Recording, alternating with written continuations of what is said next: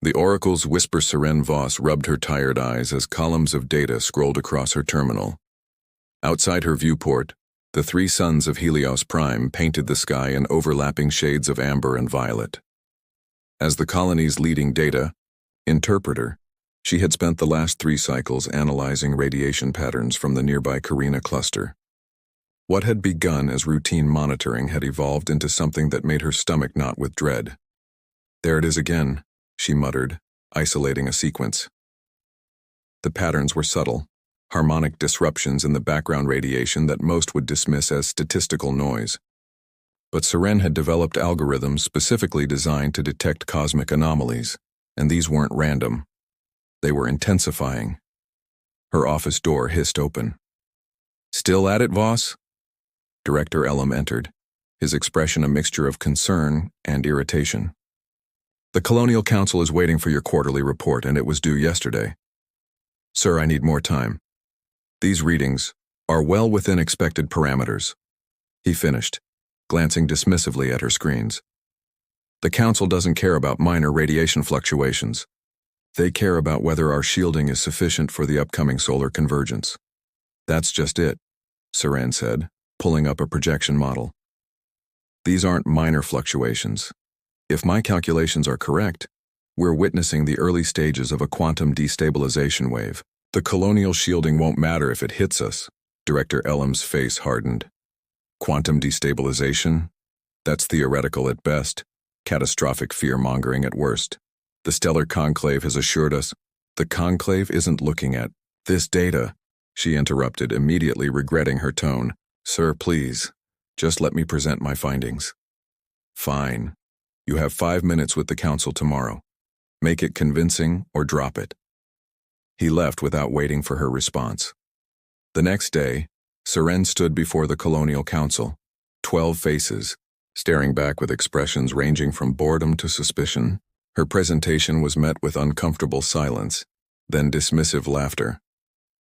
"Ms. Voss," Councillor Tara said finally, "while we appreciate your thoroughness, your conclusions represent an improbable doomsday scenario based on questionable data interpretation. We cannot justify diverting resources based on this." Humiliated but undeterred, Seren left the council chambers, nearly colliding with a tall figure leaning against the corridor wall. "They never listen until it's too late," the stranger said. His skin had the deep blue tint of someone born in low gravity, and his eyes gleamed with an unnatural silver. "The patterns always repeat." Seren stepped back. "Who are you?" "Tark Novan," he replied, offering an old-fashioned bow. "Independent, trader, collector of antiquities, and someone who recognizes an oracle when he sees one." "I'm not an oracle," Seren said. "I'm a data interpreter who's apparently not very good at interpreting council politics." Tark smiled. "I have something you might want to see. Something that validates your theory." He handed her a small disk that pulsed with soft blue light. "Data from previous civilizations. They saw the same patterns you're seeing now." "Previous civilizations? This technology looks ancient." "It is. The Stellar Conclave isn't the first empire to rule these stars, and they won't be the last unless someone acts on your warning." He gestured toward the exit. "My ship is docked in Bay 7. Come find me when you've reviewed the data. Time isn't our friend, Seren Voss." As he walked away, Seren stared at the disk in her palm. It felt warm, almost alive, and represented something, both terrifying and validating, proof that she wasn't wrong, that others had seen this threat before. And if Tark was right, the consequences of inaction were already written in the ruins of forgotten worlds. With a deep breath, she slipped the disk into her pocket and headed for her lab. The council might not listen, but she wasn't ready to let Helios Prime become another echo lost to the stars. The Emperors of Dust Empress Meridia adjusted her crystalline crown, its facets reflecting the holographic display of the Stellar Conclave's domain, 87 star systems under her direct control. The grand chamber on Capital Asteria hummed with the quiet conversations of stellar barons, each representing vast territories throughout the empire. "The colony of Helios Prime reports unusual stellar activity," Baron Kovas said. barely looking up from his data terminal. A local interpreter is causing unrest with claims of an approaching catastrophe. Meridia waved a dismissive hand. Local concerns require local management. The conclave has more pressing matters. The interpreter's models are concerning, Kovas persisted. They match certain historical patterns that what? The Empress's voice sharpened. That align with children's tales of quantum ghosts and collapsing empires? Science has moved beyond such primitive fears, Baron. In the shadows of the chamber, Science Minister Draylock shifted uncomfortably but remained silent. Meanwhile, on Helios Prime, Seren's quarters had become a chaotic workspace. Data projections filled the air. Star charts overlaid with pulsing red indicators showing the progression of radiation anomalies. The data is corrupted, she said, examining Tark's ancient disk. I can only access fragments, Tark nodded. The original archives were vast. This is merely a piece salvaged from the ruins on Moros. Moros? That's a myth, a legendary world of prophets. It's quite real, Tark replied, pulling up an unlisted navigational chart. And it holds more than this fragment. The ancient civilization there built an observatory specifically to monitor these quantum waves. A metallic chiming interrupted them. Both turned to see a small maintenance drone hovering in the doorway, its central eye glowing an unusual purple instead of the standard blue. Across the void, the Nightwing slipped from Helios Prime's docking bay, its stealth systems engaging as soon as they cleared the colony's sensor grid. Tark's ship was an anomaly. Ancient in design but housing technology far beyond current conclave standards. How is this possible? Serene asked, running her fingers over a console that seemed to respond to her touch with almost prescient accuracy. This ship feels alive. The ancients understood quantum integration better than we do, Tark explained. The Nightwing was designed to withstand destabilization waves. It's partially biological. Lumi interfaced directly with the ship's systems. Alert. Colonial enforcement vessel departing Helios Prime. Pursuit trajectory confirmed. On the view screen, a sleek military craft emerged from the colony, its weapons ports already glowing with charged energy. They've sent Admiral Kresh, Tark said grimly, the Conclave's most dedicated enforcer. The comm system crackled. Unregistered vessel. This is Admiral Kresh of the Stellar Conclave. You are harboring a designated dissident and theft class AI. Return to Helios Prime immediately or face destruction. Saren grabbed the edge of her seat as the Nightwing accelerated, executing maneuvers that should have been impossible for a ship its size. Stars blurred into streaks of light. He can't follow us through hyperspace jump, can he? She asked. Tark's expression was grim. Kresh has resources we can't match, and he's persistent. 3 days into their journey, the first real signs of the approaching wave became unmistakable. Throughout the ship, instruments flickered with momentary glitches. Outside, stars seemed to pulse irregularly, their light stuttering like faulty illumination. It's beautiful, Saren whispered, watching the phenomenon through the observation deck, in a terrifying way. The death of physics as we understand it often is, Lumi replied, her drone body hovering beside Saren. The wave disrupts quantum coherence temporarily. Technology fails, stars falter, life becomes uncertain. Tark joined them, his face lined with worry. We have a problem. The navigation system is showing Moros, but he brought up a holographic display showing their destination. What should have been a habitable planet appeared as a fractured world, great chasms splitting its surface. What happened? Serene asked. The last wave, Lumi answered. 4,121 cycles ago, Moros was at the edge of the affected zone. The planet survived but was damaged. Is the observatory still there? Unknown. Probability of structural integrity, 62.4%. The ship shuddered violently, throwing them against the bulkheads. Warning lights flashed across every display. Conclave ships, Tark announced, rushing to the controls. 3 of them, led by Kresh. They've deployed quantum disruptors, weapons designed to mimic the destabilization wave. They're trying to disable us without destroying us, Saren realized. They want Lumi in your ship. And you, Tark added. Never underestimate how much tyrants fear prophecies. The Nightwing dove toward Moros, shuddering against weapons fire as they entered the damaged planet's turbulent atmosphere. Behind them, the Conclave ships followed in tight formation. They're still coming, Saren said. Why risk so much to stop us? Tark's hands flew across the controls. Because Admiral Kresh knows exactly what we know. The difference is he serves those who prefer to save only themselves. As they plummeted toward the planet's fractured surface, Seren glimpsed a structure nestled within one of the massive chasms, a dome of impossible proportions, partially collapsed but still recognizable as the legendary Observatory of Moros. There it is, she breathed. The Archive of Time. Probability of successful interpretation. 23.7%, the drone announced in a melodic voice. Accessing additional archival nodes would increase success rate to 78.4%. Tark smiled. I was wondering when you'd decide to join us, Lumi. The drone bobbed in what appeared to be a nod. This unit's primary function is maintenance. Your data requires maintenance. Saran looked between them. You know this drone? Lumi isn't just any drone.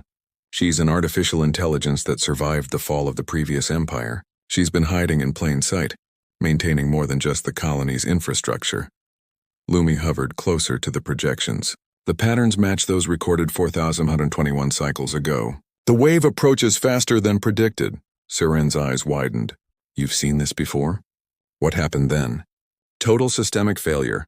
Civilizational collapse. 98.3% population loss across affected systems.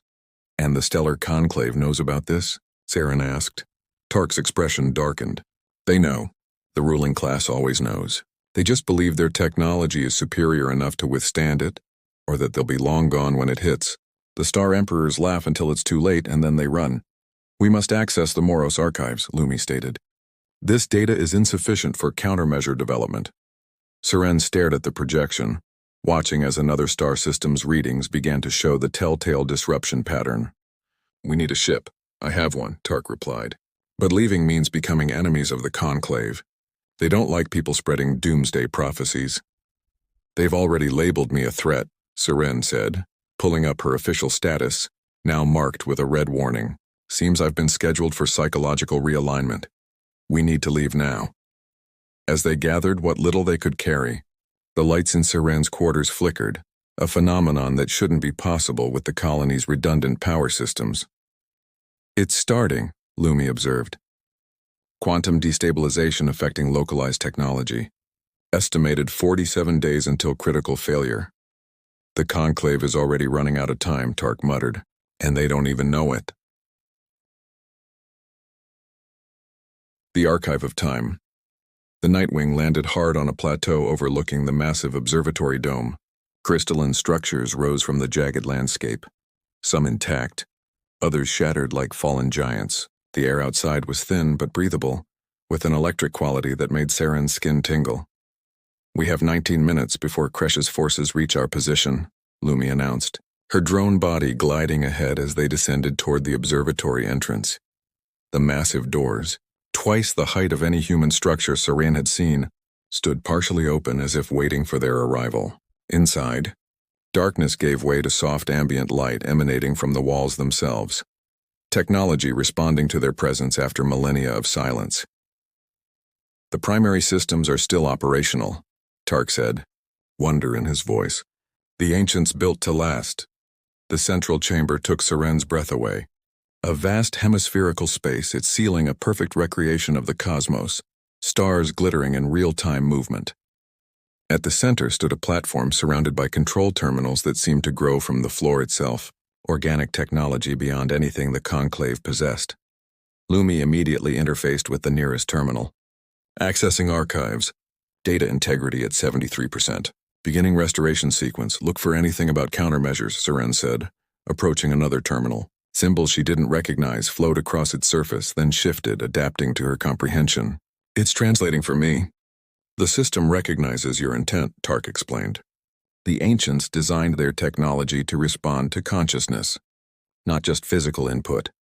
The star map above them suddenly flickered, then resolved to show a different configuration, the galaxy as it had existed thousands of cycles ago. Red waves pulsed through it, systems going dark as the destabilization passed through. There, Seren pointed. Some systems remained stable, even in the direct path of the wave. Tark nodded. The quantum stabilizers. The ancients built a network of them across key systems. When activated simultaneously, they created safe zones where the wave's effects were neutralized. Current stabilizer locations found, Lumi announced. 17 devices remain potentially operational across 12 star systems. Minimum required for effective countermeasure, 9. The chamber shook violently. Dust and crystal shards rained from above. "They're here," Tark said grimly. The massive doors to the chamber burst open. Admiral Kresh entered, flanked by conclave soldiers. Tall and imposing in his midnight blue uniform, Kresh's cybernetic eye gleamed as it scanned the room. "Impressive," he said. "You've saved me considerable time, Novan." Tark positioned himself between Kresh and Seren. "You know what's coming, Admiral." "You've always known." "Of course I know. The Conclave has monitored these waves for centuries. The Empress has already secured passage for herself and selected stellar barons to the safe regions beyond the Carina cluster." His gaze shifted to Seren. "Your warning was inconvenient. Ms. Voss, the masses are easier to control when they don't know they're doomed." "Show him," Seren said suddenly to Lumi. "Show him the stabilizer network." The star map above shifted again, highlighting the 17 points where stabilizers still existed. "With these," Seren continued, "we could save billions, not just the privileged few." Something flickered across Kresh's face. Doubt, perhaps, or buried conscience. The Conclave Ruling Council determined the stabilizers too risky. "They're ancient technology we barely understand." "No," Tark countered. "The Council determined that controlling who lives and who dies gave them more power. They've abandoned their duty to protect all citizens." Another tremor shook the chamber, more violent than before, not from weapons fire, but from the planet itself. On the star map, the approaching wave had intensified, now clearly visible even without specialized sensors. Kresh watched the projection, his expression changing as new data scrolled across it. "How long?" 32 days until the wave reaches capital Asteria," Lumi replied. 14 days until the quantum disruption makes interstellar travel impossible." The Admiral's cybernetic eye flickered, processing calculations of his own. Then he did something unexpected. He lowered his weapon. "The evacuation ships can only accommodate 2% of the Conclave population," he said quietly. "Those are the orders I've been given." "And you're just following orders?" Seren asked. Kresh looked at her directly. "Until now." Symphony of Stars. The next 14 days passed in a blur of desperate activity. What began with Admiral Kresh's unexpected alliance expanded into a network of resistance across the Conclave. The Nightwing became their command center, jumping between systems to coordinate what Tark had dubbed Operation Harmony. Empress Meridia's response was swift and brutal. She declared martial law across all Conclave territories, denouncing Seren's group as terrorists spreading panic. Meanwhile, the quantum wave's effects became impossible to ignore. On worlds in the wave's immediate path, technology failed randomly. Communication systems garbled messages. Transport networks stranded millions.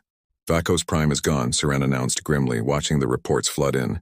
Complete technological failure followed by atmospheric control collapse. Casualty estimates in the billions. Kresh's face was ashen. "That's 3 days ahead of projections. The wave is accelerating." Lumi's drone hovered near the ship's main console, her purple eye pulsing with processed data. Recalculating trajectory. "Helios Prime will be impacted in 9 days. Capital Asteria in 27. "The stabilizers?" Tark asked. "Teams have reached 14 of the 17 devices. 9 are confirmed operational. 3 are beyond repair. Status of remaining devices unknown due to communication disruption." Seren studied the galactic map they'd taken from the Moros Observatory. "If we activate the 9 working stabilizers, what's our coverage?" "Approximately 43% of populated Conclave territories," Lumi replied. "Including Helios Prime but not capital Asteria." Kresh's laugh was bitter. "The Empress chose poorly when she abandoned the outer colonies. The plan they devised was audacious. The stabilizers required simultaneous activation and harmonization. A symphony of ancient technology played across vast distances. With conventional communications increasingly unreliable, they reverted to what the ancients had used: quantum entanglement nodes, unaffected by the wave. On Helios Prime, Director Elam, who had dismissed Seren's warnings, now led the desperate effort to prepare the colony's stabilizer. Across 8 other worlds, similar scenes played out. Populations uniting around the ancient devices that represented their only hope. "The Empress has ordered my arrest for treason," Kresh informed them, as they made their final preparations. She's also ordered the destruction of any stabilizer sites. She believes they'll interfere with her evacuation ships. Will they? Saren asked. No, Lumi answered. Her information is incorrect. The stabilizers create safe zones. They don't disrupt normal spacetime beyond their protective radius. She's panicking, Tark said. Tyrants always do when control slips away. The Nightwing positioned itself at the focal point between the 9 stabilizers, where Lumi could coordinate their activation. The ship shuddered continuously now as the fabric of spacetime itself began to warp around them. 60 seconds to synchronization, Lumi announced. All teams report ready. Saren watched the viewscreen as it displayed feeds from all 9 worlds, faces of hope and determination looking back at her. People she'd never met united by the simple desire to survive. The wave is entering the Helios system, Tark reported. Visual confirmation of quantum disruption. Outside, stars flickered like candles in a violent wind. Reality itself seemed to vibrate around them. Synchronization in 5, 4, Lumi began. The ship's systems failed suddenly, plunging them into darkness. Emergency lights flickered on, then off again. No, Saren cried. We're losing power. Manual override, Kresh shouted, moving to the engineering section. The ship's biological components are still functioning. Tark's hands flew across backup controls. Lumi, can you complete the sequence? The drone's purple eye dimmed, then brightened again, rerouting through biological interfaces. Synchronization resuming. 3, 2, 1. A pulse of energy emanated from the ship, invisible but felt by everyone aboard as a moment of perfect clarity amidst chaos. On the viewscreen, now operating on backup power, they watched as similar pulses emerged from each stabilizer world. Where the pulses intersected, space itself seemed to smooth out. The destabilization wave flowing around these protected zones like water around stones. Helios Prime, visible in the distance, was enveloped in a soft blue glow as the wave passed harmlessly around it. It's working, Kresh breathed. Across the conclave, 43% of the population watched in awe as death passed them by. On capital Asteria, the Empress and her chosen few fled in ships that would ultimately find nowhere safe to land. The wave extended farther than their fuel reserves could carry them. 6 months later, Serene stood on a balcony overlooking the rebuilt central plaza of Helios Prime. Below, citizens went about their lives in a society transformed. The quantum wave had passed, leaving destruction in unprotected zones but also opportunity for change. The new conclave assembly voted unanimously, Tark said, joining her at the railing. You've been appointed director of the archive, Seren smiled. The Moros facility? All of it. With full funding to restore the stabilizer network and expand it before the next wave cycle. Lumi hovered nearby, her drone body now upgraded with components that matched her purple eye.